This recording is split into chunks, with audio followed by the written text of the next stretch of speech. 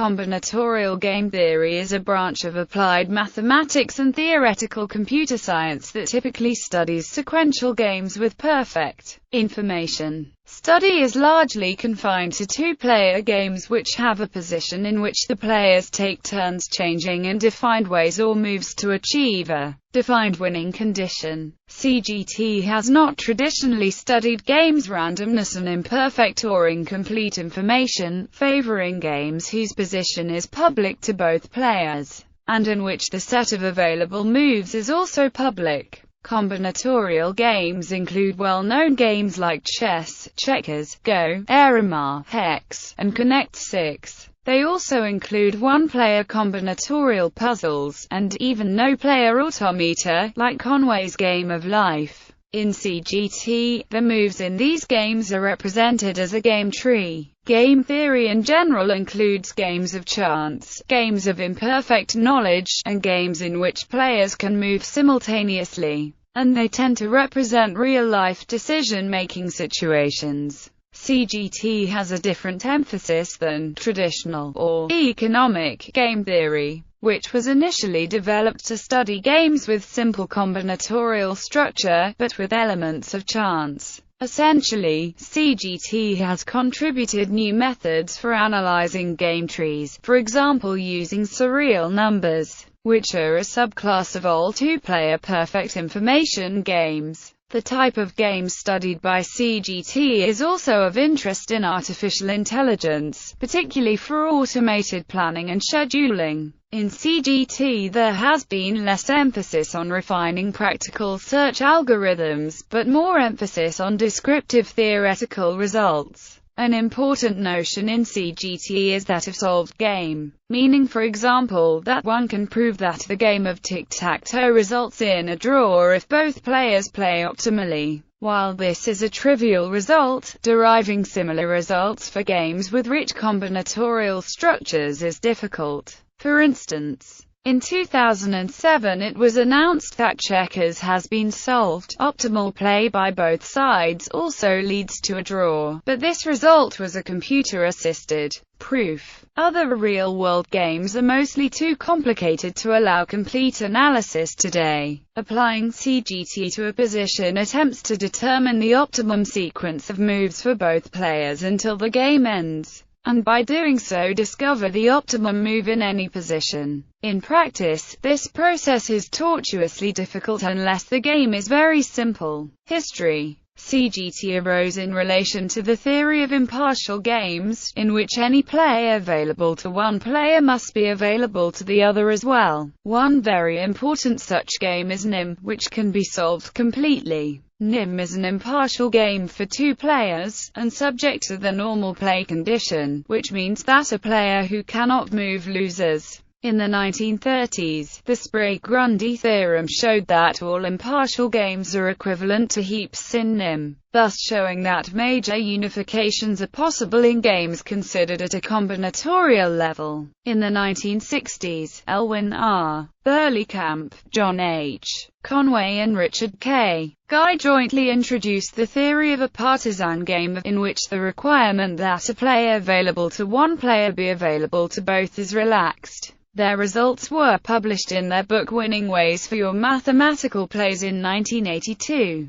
However, the first book published on the subject was Conway's On Numbers and Games, also known as ONAG, which introduced the concept of surreal numbers and the generalization to games. On Numbers and Games was also a fruit of the collaboration between Burleycamp, Conway, and Guy. Combinatorial games are generally, by convention, put into a form where one player wins when the other has no moves remaining. It is easy to convert any finite game with only two possible results into an equivalent one where this convention applies. One of the most important concepts in the theory of combinatorial games is that of the sum of two games, which is a game where each player may choose to move either in one game or the other at any point in the game, and a player wins when his opponent has no move in either game. This way of combining games leads to a rich and powerful mathematical structure. John Conway states in ONAG that the inspiration for the theory of partisan games was based on his observation of the play in Go endgames, which can often be decomposed into sums of simpler endgames isolated from each other in different parts of the board.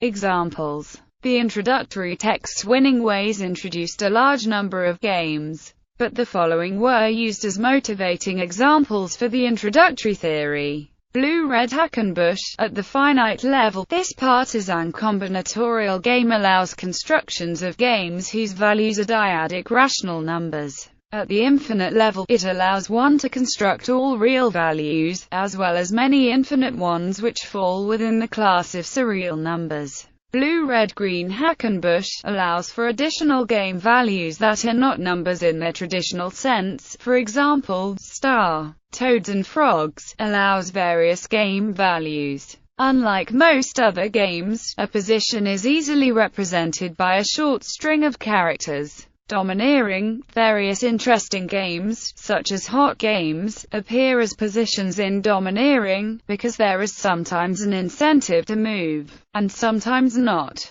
This allows discussion of a game's temperature. Nim, an impartial game. This allows for the construction of the nimbers. The classic game Go was influential on the early combinatorial game theory, and Burleycamp and Wolff subsequently developed an endgame and temperature theory for it. Armed with this, they were able to construct plausible Go endgame positions from which they could give expert Go players a choice of sides and then defeat them either way. Overview. A game, in its simplest terms, is a list of possible moves that two players, called left and right, can make. The game position resulting from any move can be considered to be another game. This idea of viewing games in terms of their possible moves to other games leads to a recursive mathematical definition of games that is standard in combinatorial game theory. In this definition, each game has the notation L, R, is the set of game positions that the left player can move to, and is the set of game positions that the right player can move to. Each position in L and R is defined as a game using the same notation. Using domineering as an example, label each of the 16 boxes of the 4x4 board by A1 for the upper leftmost square, C2 for the third box from the left on the second row from the top, and so on. We use e.g. to stand for the game position in which a vertical domino has been placed in the bottom right corner. Then, the initial position can be described in combinatorial game theory notation as note that, in standard cross-cram play, the players alternate turns.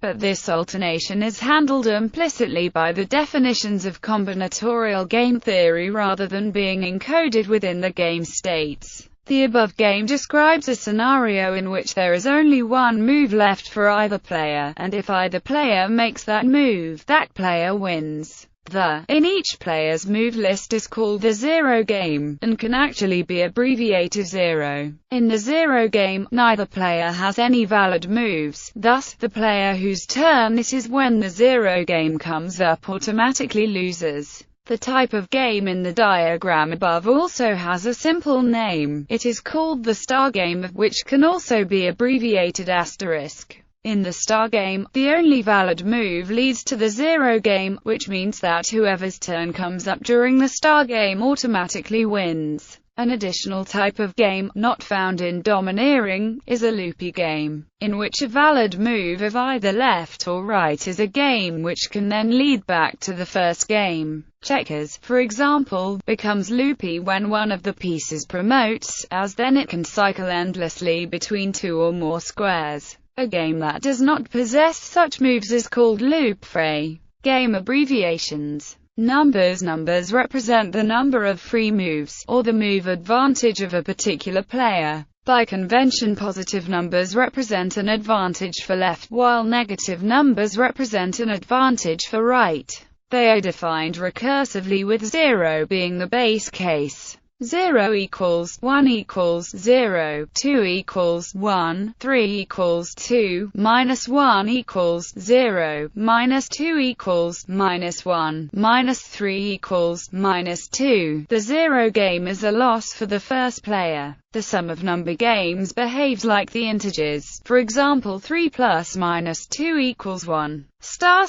Written as asterisk or 0, 0 is a first player win since either player must move to a 0 game, and therefore win. Asterisk plus asterisk equals 0, because the first player must turn one copy of asterisk to a 0, and then the other player will have to turn the other copy of asterisk to a 0 as well. At this point, the first player would lose. Since 0 plus 0 admits no moves, the game asterisk is neither positive nor negative. It and all other games in which the first player wins are said to be fuzzy with or confused with 0. Symbolically, we write asterisk 0 up, written as is a position in combinatorial game theory. In standard notation, equals 0 asterisk minus equals up is strictly positive but is infinitesimal. Up is defined in winning ways for your mathematical plays. Down, written as is a position in combinatorial game theory. In standard notation, equals asterisk 0 minus equals down is strictly negative but is infinitesimal. Down is defined in winning ways for your mathematical plays. Hot games consider the game 1 minus 1. Both moves in this game are an advantage for the player who makes them, so the game is said to be hot. It is greater than any number less than minus 1, less than any number greater than 1, and fuzzy with any number in between. It is written as plus or minus 1. It can be added to numbers, or multiplied by positive ones, in the expected fashion. For example, 4 plus or minus 1 equals 5, 3. Numbers. An impartial game is one where, at every position of the game, the same moves are available to both players. For instance, nim is impartial, as any set of objects that can be removed by one player can be removed by the other. However, domineering is not impartial, because one player places horizontal dominoes and the other places vertical ones. Likewise, checkers is not impartial, since the players own different colored pieces. For any ordinal number, one can define an impartial game generalizing nim in which, on each move, either player may replace the number with any smaller ordinal number. The games defined in this way are known as nimbers. The Sprague-Grundy theorem states that every impartial game is equivalent to a nimber. The smallest nimbers are 0 and asterisk.